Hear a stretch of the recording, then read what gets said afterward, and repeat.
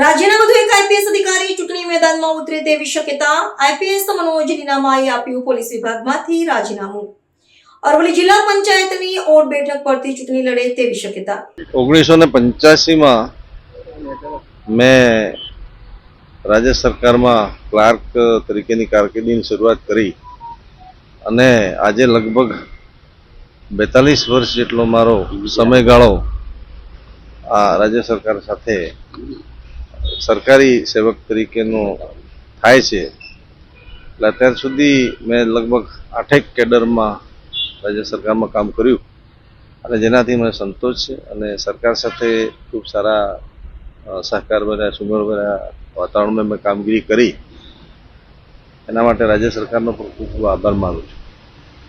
બીજું કે મારા પારિવારિક અને અંગત કારણોસર અમારે રાજીનામું મૂકવાની જરૂરિયાત હતી અને ઘણા સમય પહેલાં મેં વિચારેલું અને રાજ્ય સરકારે મારી એક બાબતને ધ્યાનમાં લઈ અને ગઈકાલે મારું રાજીનામું મંજૂર કર્યું છે. સાહેબ, આપ રાજનીતિમાં જોડાવાના છો અને રાજનીતિમાં જોડાવા માટે પણ રાજીનામું આપ્યું હોય એવી વાતો વહેતી થઈ છે, શું કહેશો તો?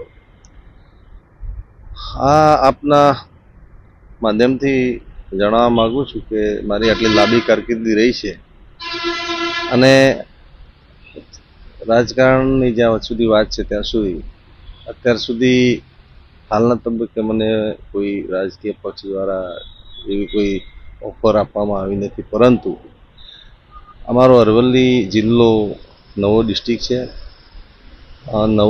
નવું તંત્ર છે, નવું વહીવટી તંત્ર છે, નવી વ્યવસ્થાઓ થાય છે. તમે શું જાણો છો કે આપણે અરવલ્લીમાં મોટાભાગની વસ્તી ટ્રાઇબલ્સની છે અને હું જાતે ટ્રાઇબલ્સમાંથી આવું છું.